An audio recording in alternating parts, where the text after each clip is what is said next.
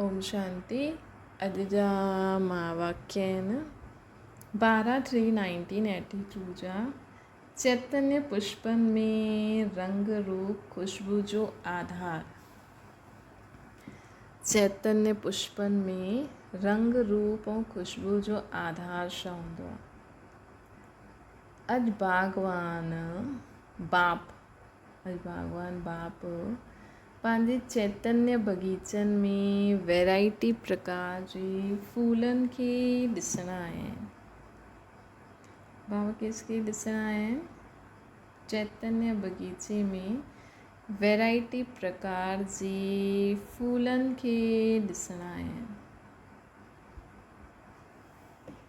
अहिड़ो रूहानी बगीचो बाप दादा खे बि कल्प में हिकु बार ई मिलंदो आहे, है न?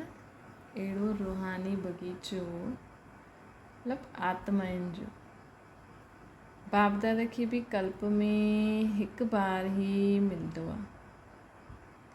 अहिड़ो रूहानी बगीचो रूहानी खुशबूदार फूलनि जी रौनक ॿियो कंहिं बि समय मिली न सघंदी आहे।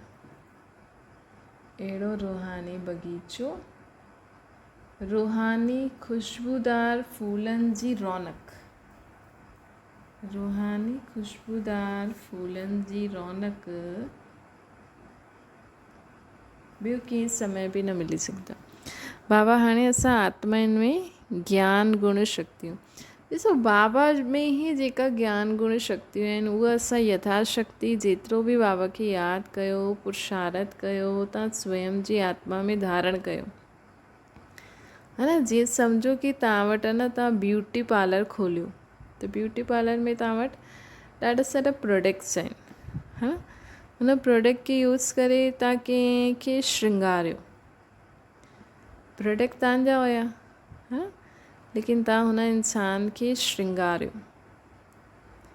त तव्हां ख़ुदि जीअं हुनखे श्रृंगारंदव त श्रृंगारियल उहे सम्झो तव्हां न कंहिं समय न हेॾी सारी दुल्हन खे श्रृंगारियो, तव्हां सभिनि जा फ़ोटो खीचे रखिया, दुल्हन चाहे पार्टी में या कोई बि, त सम्झो तव्हां एल्बम ठाहे रखियो आहे, कंहिंखे तव्हां कीअं श्रृंगारियो, त तव्हां उहो एल्बम ॾिसंदव त तव्हांखे केॾी ख़ुशी थींदी, है न?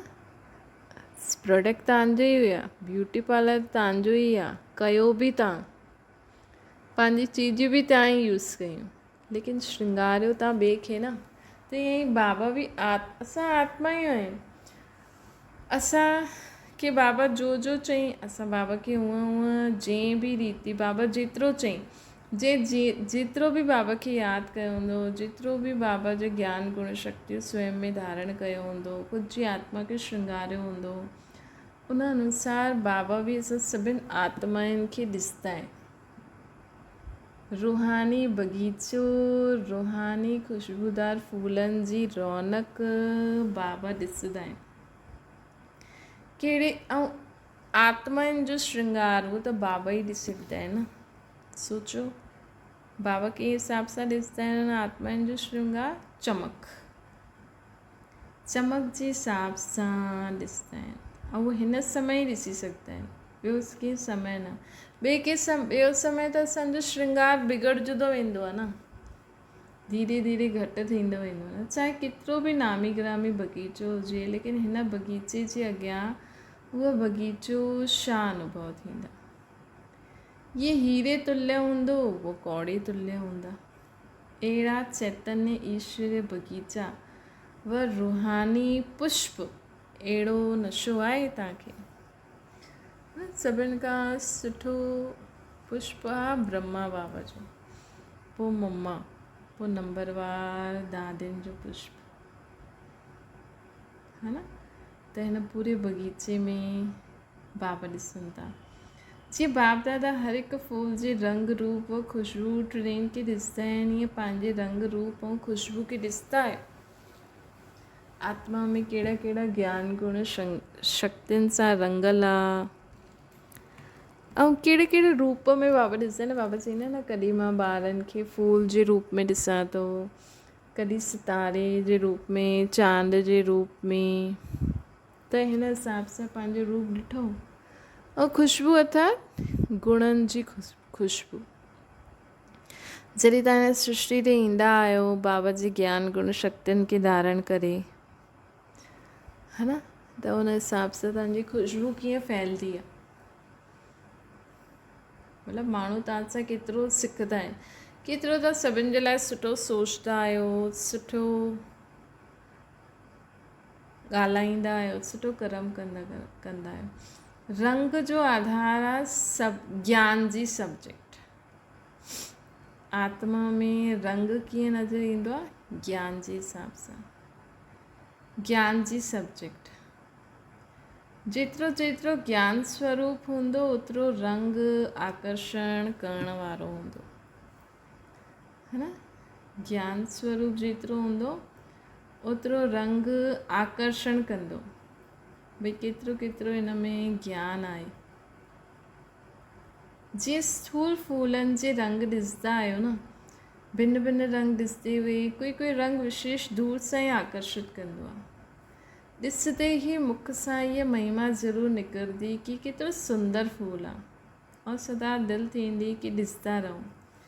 इहे ई ज्ञान जे रंग में रंगे हुए फूल केतिरा सुंदर लॻंदा आहिनि। ज्ञान स्वरूप, ज्ञान जे रंग में रंगल हुआ फूल, मतिलबु तव्हां में जेतिरो ज्ञान आहे न उन हिसाब सां तव्हांजे आत्मा में रंग हूंदो, ज्ञान जो रंग। ईअं ई रूप ऐं ख़ुशबू जो आधार आहे यादि ऐं दिव्य गुण मूर्त। रूप ऐं ख़ुशबू जो आधार छा आहे, असांजी आत्मा जो रूप। जीअं जीअं असां बाबा खे यादि कंदासीं उन हिसाब सां असांजी आत्मा जो रूप ईंदो। ऐं ख़ुशबू जो आधार छा आहे, दिव्य गुण मूर्त। सिर्फ़ु रंग आहे ऐं रूप न हुजे त बि आकर्षण न थींदो न, है न। रंग हुजे ऐं रूप बि हुजिणो खपे, रंग हुजे रूप बि हुजिणो खपे, तॾहिं आकर्षण थींदो। रंग आहे ऐं रूप न आहे त बि आकर्षण न आहे न।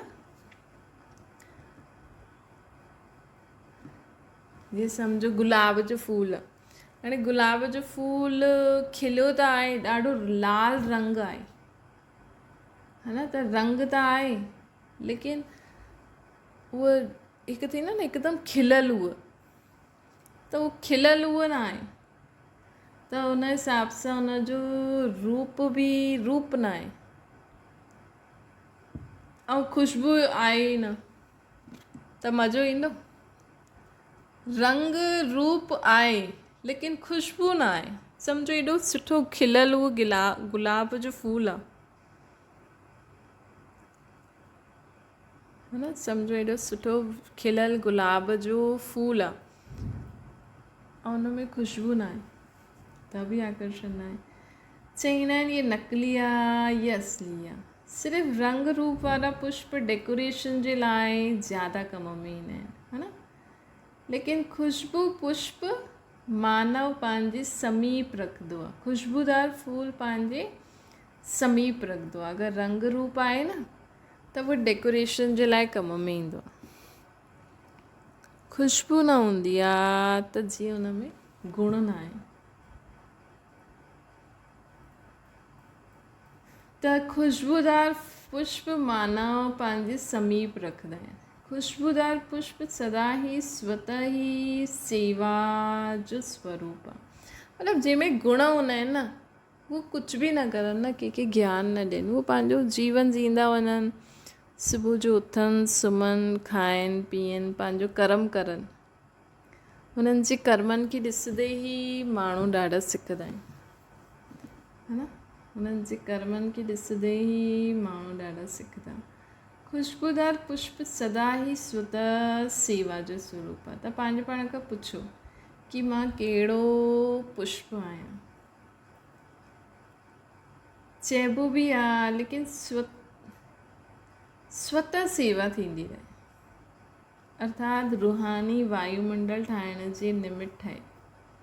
हीअं आहे तव्हां द्वारा स्वतः सेवा थींदी रहंदी आहे। तव्हांखे कुझु चइणो बि न पवंदो आहे, बसि तव्हांजी प्रेजेंस ई सेवा करे छॾंदी आहे, वायुमंडल ठाहे छॾंदी आहे। ईअं आहे, तव्हांजी प्रेजेंस ई वायुमंडल ठाहींदी आहे। नज़दीक अचण सां अर्थात संपर्क में अचण सां खुशबू पहुचंदी आहे, व दूर सां ई खुशबू फैलाईंदा रहंदा आहियो, है न।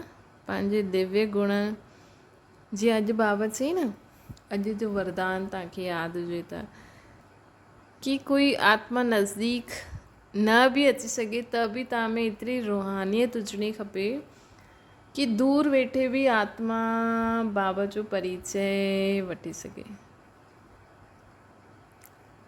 दूर वेठे बि आत्मा बाबा जो परिचय वठी सघे।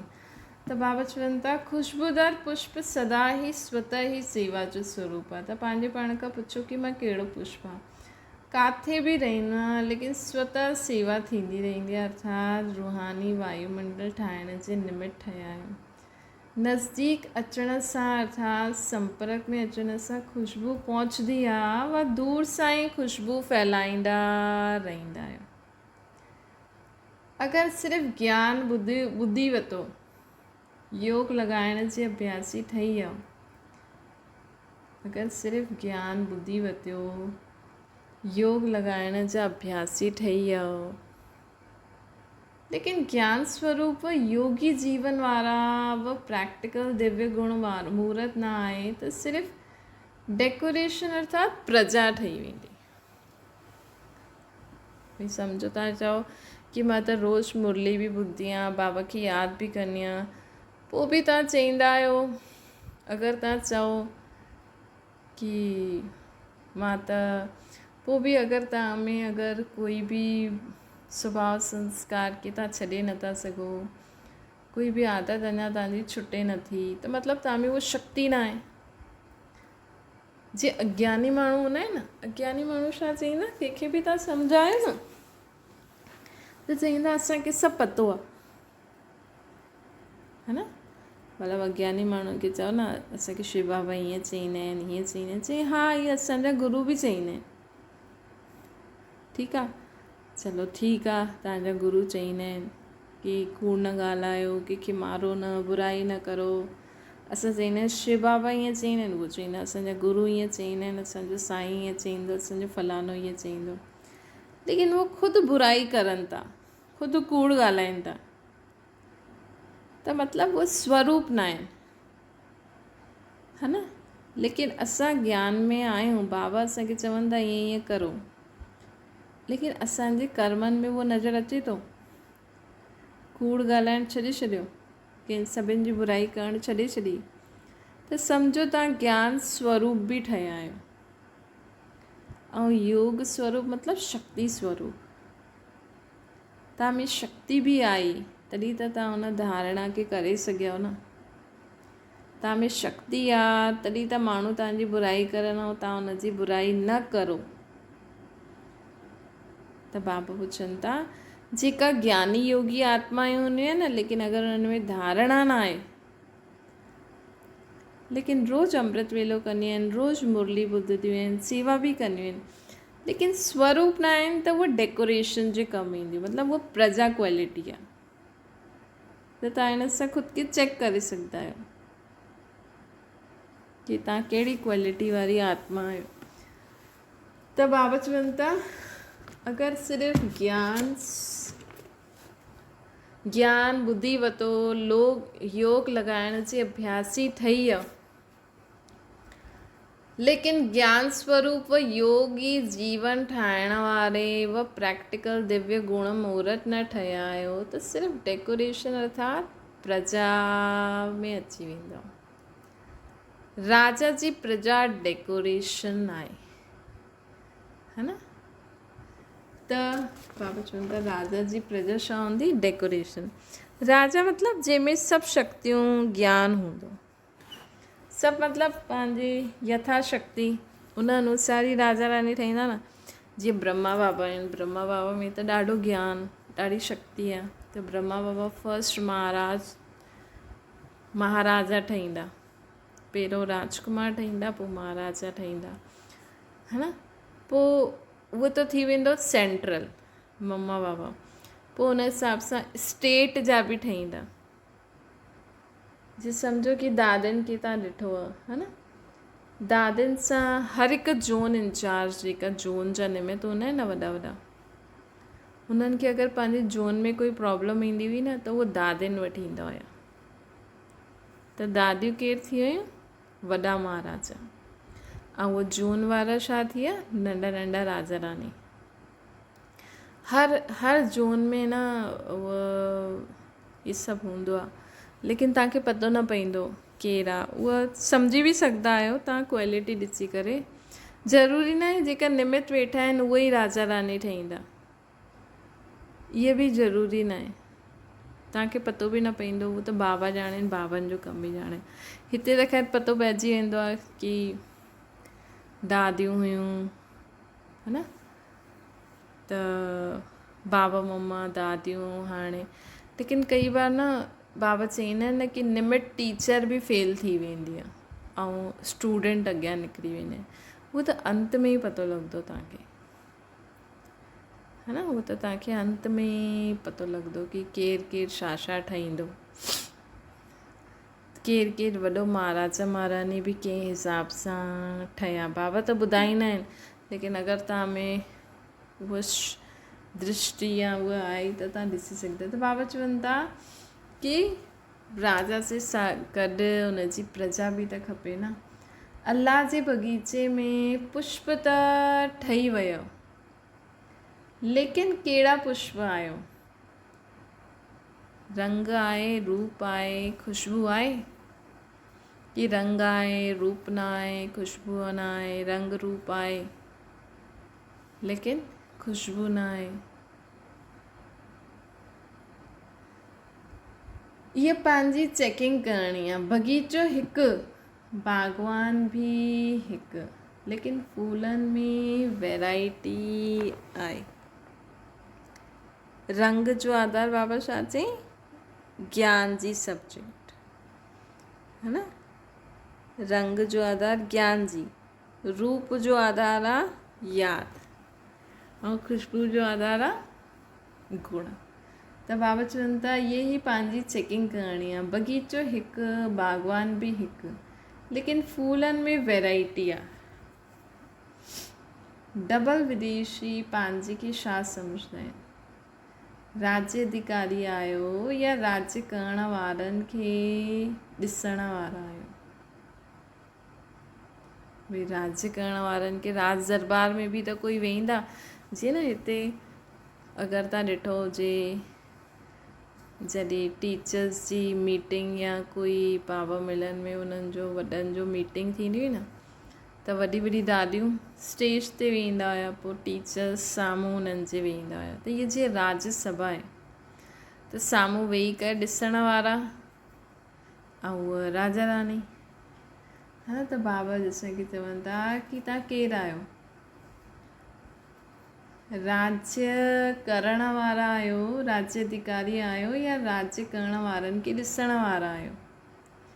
अॼु बाप दादा बगीचे में मिलण लाइ आया आहिनि। सभिनि जे मन में रोहरियान करण जो संकल्प रहंदो आहे। त अॼु रोहरियान करण जे लाइ बाबा आहिनि। विशेष 2 ग्रुप आहिनि, विशेष 2 ग्रुप आहिनि। बाप दादा के त सभी देश विदेश ॿिन्ही तरफ़ जे ॿार अति प्रिय आहिनि। बाबा त कंहिंखे ईअं न ॾिसंदा आहिनि हीअ प्रजा आहे, हीअ फलानो आहे। बाबा खे पतो आहे, लेकिन बाबा त हमेशह पंहिंजो ॿार सम्झी करे ई ॾिसंदा आहिनि न, है न। त ॾिसो, हिन जॾहिं तव्हां मधुबन वेंदा आहियो या पंहिंजे ब्राह्मण परिवार सां मिलंदा आहियो न, त तव्हां कीअं मिलंदा आहियो? बाबा त चईंदा आहिनि आत्मा आत्मा भाव भाव जी दृष्टि सां ॾिसो। पर छा थींदो आहे कई बार न, इहे जॾहिं सेंटर खोलंदा आहिनि ऐं जिज्ञासु वधाईंदा आहिनि, त इहे ॾिसंदा आहिनि भई असांजे क्षेत्र आहे, इहा असांजी राजधानी आहे। थींदो आहे न, तव्हांखे पतो हूंदो। त हिन में न किथे किथे प्रॉब्लम थी वेंदी आहे। हा, पहिरियों असांजो कमु आहे की असां आत्मा बाबा जा ॿार आहियूं, असां बाबा खे पहचानियो, असां सेवा में छो आयासीं, छो जी असांखे ॿियनि खे बि संदेश ॾियणो आहे। हाणे खां ई अगरि इहो असांजो क्षेत्र आहे, इहो असांजो राज्य आहे, इहे असांजा भाउ भेण आहिनि, इहे हुन सेंटर ते छो था वञनि, इहे हिननि सां छो था ॻाल्हाइनि, हिननि में फसी वेंदा न त मज़ो न आहे, पोइ गड़बड़ थी वेंदी है न। त हिन करे हमेशह हा भई सोचो इहे असांजा वॾा भाउ भेण आहिनि, इहे निमित आहिनि, ठीकु आहे, मुरली ॿुधी चो पंहिंजो। बाबा असांखे छा चई इहे यादि रहणो खपे बसि। बाबा चई न, असांखे रूहानी पुष्प कीअं ठाहींदव, ज्ञान स्वरूप, ज्ञान स्वरूप हूंदो त पुष्प में रंग बि हूंदो, शक्ति स्वरूप हूंदो त रूप बि हूंदो, गुण मूर्त हूंदो त धारणा बि थींदी न, धारणा सॉरी खुशबू बि ईंदी, खुशबू बि हूंदी। अगरि गुणनि खे धारण करे हलंदव त खुशबू बि ईंदी। त मेन आहे असांखे इन्हनि ॻाल्हियुनि में न फसणो आहे असांखे। त राजधानी जो ठहींदी, जेका राजा रानी हूंदा, जो हूंदा उहो हूंदा, लेकिन हाणे असांखे छा करिणो आहे, ज्ञान गुण शक्तियूं जे स्वरूप ठाहिणु।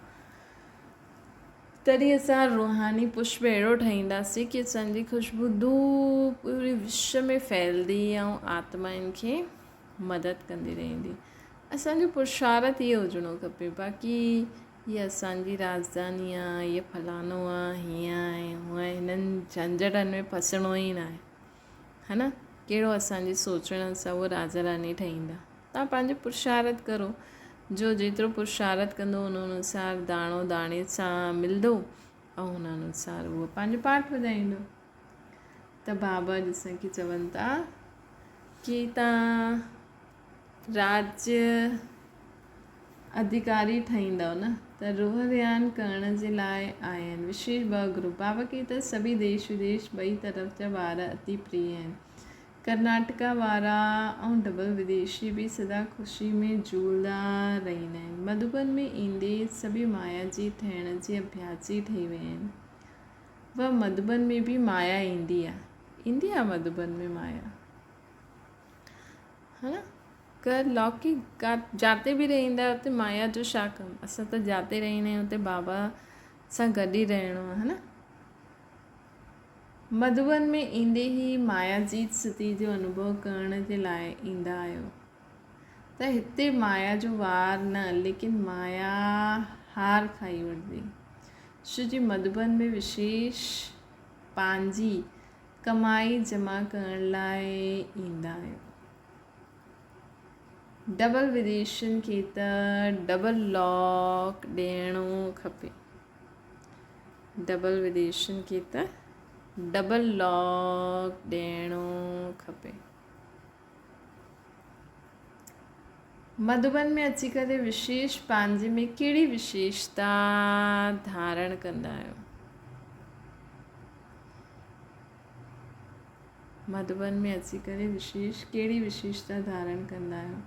बाबा विदेशी तथा कर्नाटका वारनि सां प्रश्न पुछनि कि मधुबन में छो वञिबो आहे, कुझु छॾण ऐं कुझु धारण करणु, है न। कई माण्हू मधुबन में वेंदा आहिनि न त बाबा जी भंडारी में विझी ईंदा आहिनि ऐं पोइ सौगात वठी ईंदा आहिनि, है न। वैसे भंडारी में इन करे न विझंदा आहिनि कि सौगात मिले, उहो त तव्हां पंहिंजे भविष्य लाइ जमा कंदा आहियो। लेकिन असली में जॾहिं बि मधुबन वञो या रोज़ु अमृत वेला कंदा या रोज़ु पंहिंजे पाण खे चेक करे सभु कमी कमज़ोरी बाबा खे ॾियो ऐं कहिड़ो गुण कहिड़ी शक्ति बि असांखे धारणा करणी आहे उहो धारण करो। ऐं ख़ासि मधुबन में त इहे करिणो ई खपे। त बाबा चवनि था मधुबन में अची करे विशेष पंहिंजे में कहिड़ी विशेषता धारण कंदा आहियो। जीअं सहयोगी ठहिण जी विशेषता ॾिसो, वैसे ॿियनि खे ॾिसो। लव बि मिलियो, पीस बि मिली, लाइट बि मिली, सभु कुझु मिलियो न। जेतिरी स्व खे प्राप्ति थींदी त प्राप्ति वारो सेवा जे सिवाइ रही न सघंदो। हिन करे प्राप्ति स्वरूप सो सेवा स्वरूप स्वतः ही थी वेंदा आहियो। मधुबन में प्राप्ति स्वरूप ऐं सेवा स्वरूप स्वतः ही थी वेंदा आहियो।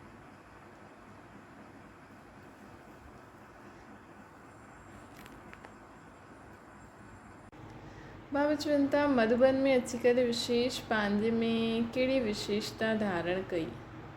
बाबा विदेशी तथा कर्नाटका वारनि सां प्रश्न था पुछनि। जीअं सहज योगी ठहिण जी विशेषता ॾिठी वैसे ॿियो छा ॾिठो। बाबा चवनि था जीअं सहज योगी ठहिण जी विशेषता ॾिठी ईज़ी।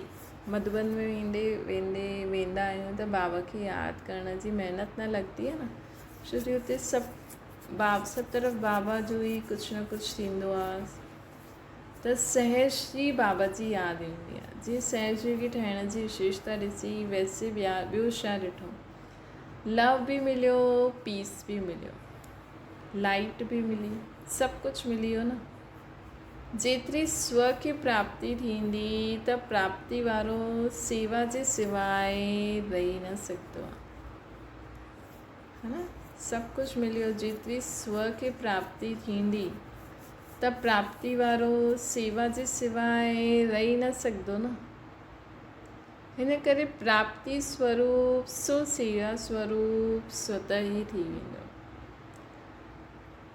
त स्व जी प्राप्ति थींदी त प्राप्ति वारो सेवा न कंदो, ईअं त थी न सघंदो। जॾहिं कुझु मिलंदो आहे त ॿियनि खे ॿुधाइण जो उमंग ईंदो आहे न।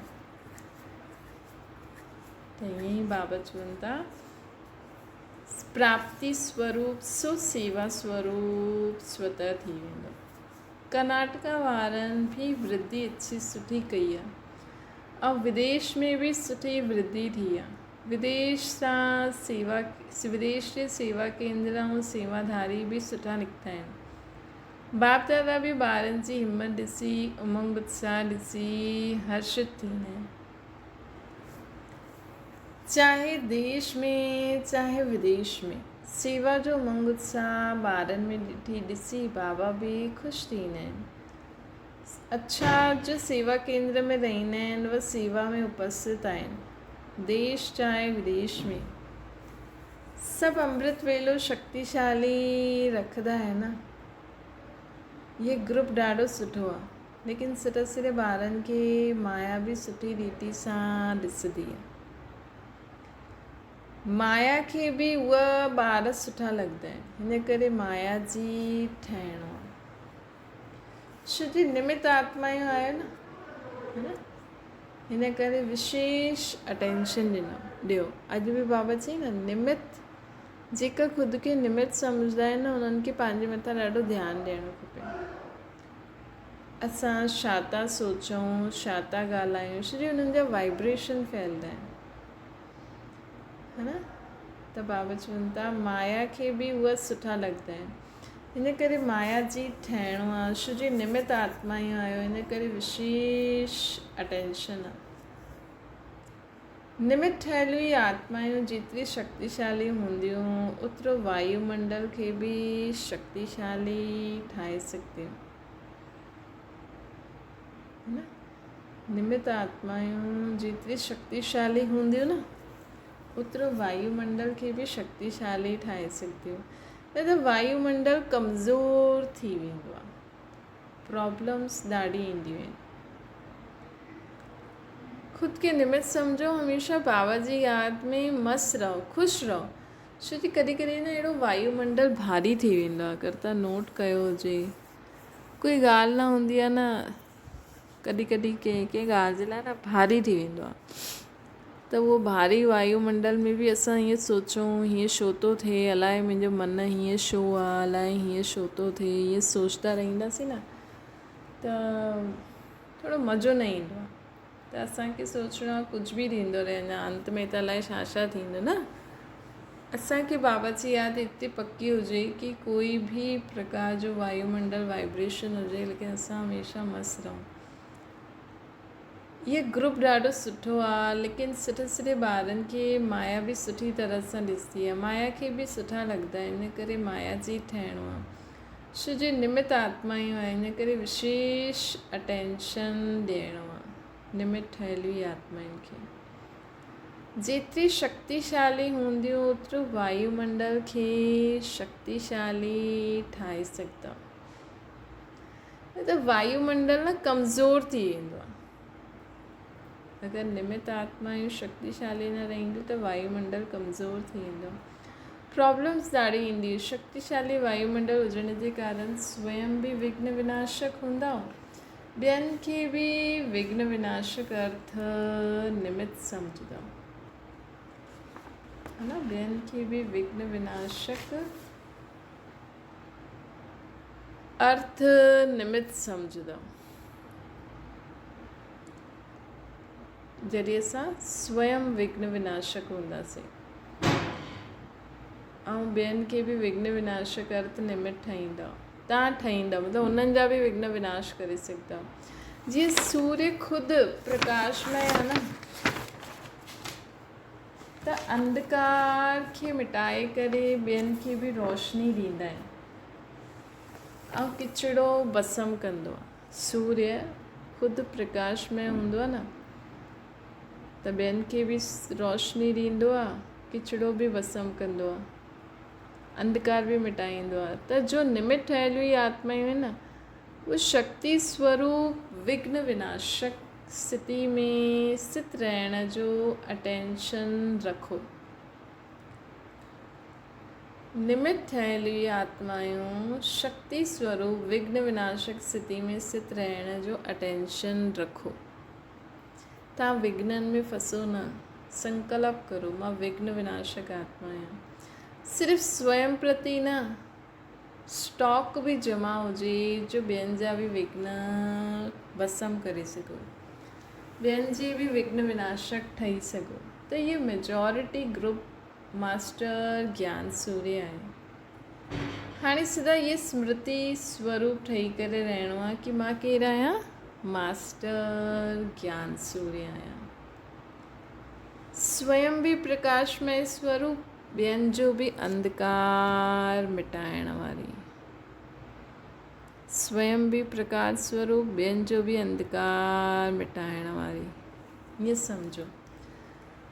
अच्छा, मधुबन वारनि बि बाप दादा खे यादि आहिनि। मधुबन निवासी बि ब्राह्मण परिवार जी नज़रनि में आहिनि। जॾहिं मधुबन जी महिमा कंदा आहियूं त साम्हूं मधुबन निवासी ईंदा आहिनि। मधुबन जी महिमा जो बि त पूरो भाषण ठहियलु आहे न।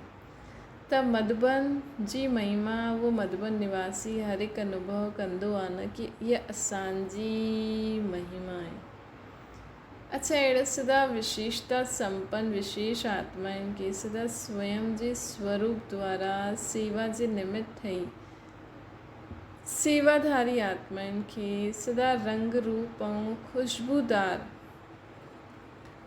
फूलनि खे सदा रंग रूप ऐं कल्ह बाबा ॿुधाई न हुन ॾींहुं रंग रूप ऐं ख़ुशबूदार फूल कहिड़ो हूंदा आहिनि। फूलनि खे बागवान बाप दादा जो यादि प्यार, गुड मॉर्निंग ऐं नमस्ते।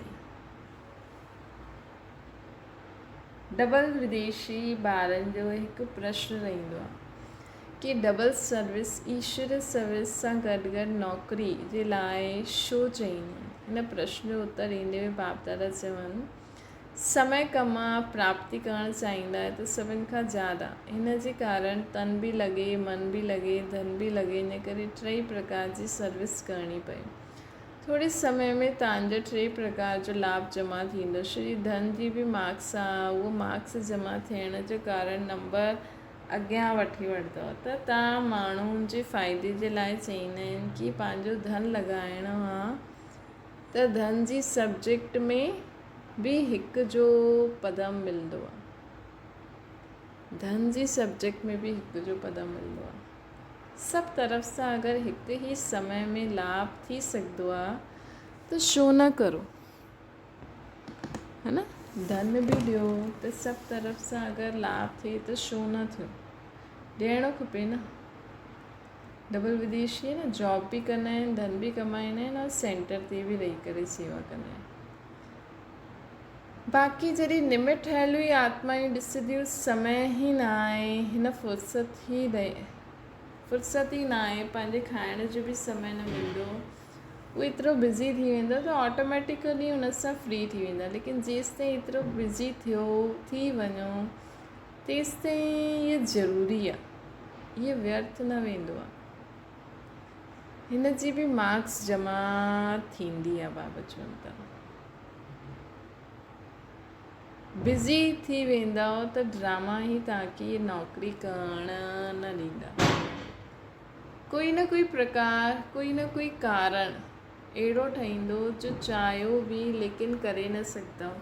हिन करे जीअं हाणे हले थो है न, तव्हां पंहिंजो संकल्प रखी सघंदा आहियो, पोइ कोई समय अहिड़ो ईंदो कि उन्हनि खे उहो करिणो न पवंदो। हिन करे जीअं हाणे हले थो उन में ई कल्याण। ईअं न सम्झो कि असां सरेंडर न आहियूं, सरेंडर आहियो, डायरेक्शन प्रमाण करो था न, पंहिंजे मन सां कंदा आहियो त सरेंडर न आहियो, त बाबा जी डायरेक्शन प्रमाण था करो न। हिन में अगरि पंहिंजी मत हलाईंदा आहियो कि न मां त न कंदमि, ॿियो ई मनमत आहे। हिन करे स्वयं खे सदा हल्को रखो। जो निमित ठहियल हुई आत्मायूं आहिनि उहे अगरि चईंदियूं आहिनि त सम्झो हिन में असांजो कल्याण, इन में तव्हां निश्चिंत रहो। हिन में जो ज़्यादा सोचंदो न मुंहिंजो शायदि पार्ट ई न आहे, मूंखे छो न चईंदा आहिनि, इहे बि व्यर्थ थी वियो। सम्झो टीचर्स जे प्रति बाप दादा चवनि था, टीचर्स जे लाइ सेवा स्थान कहिड़ो आहे? टीचर्स सदा विश्व जी स्टेज ते रहंदियूं आहिनि। टीचर्स जे लाइ सेवा स्थान कहिड़ो आहे? विश्व। तव्हांजो सेवा स्थान आहे विश्व जी स्टेज। तव्हां विश्व ते सम्झण सां हर कर्म अटेंशन सां कंदव। जॾहिं कोई प्रोग्राम कंदा आहियो त स्टेज ते वेंदे समय केतिरो अटेंशन रहंदा आहियो, अलबेलो न रहंदा आहियो। ईअं ई हर सेकेंड हर समय सम्झो कि मां पूरे विश्व जे साम्हूं आहियां, त कॾहिं बि अलबेला न थींदव। सेंटर ते ॿ भेण रहंदियूं आहिनि लेकिन ॿ न, तव्हां विश्व जे अॻियां आहियो, तव्हां विश्व जे अॻियां आहियो। अच्छा, ओम शांति।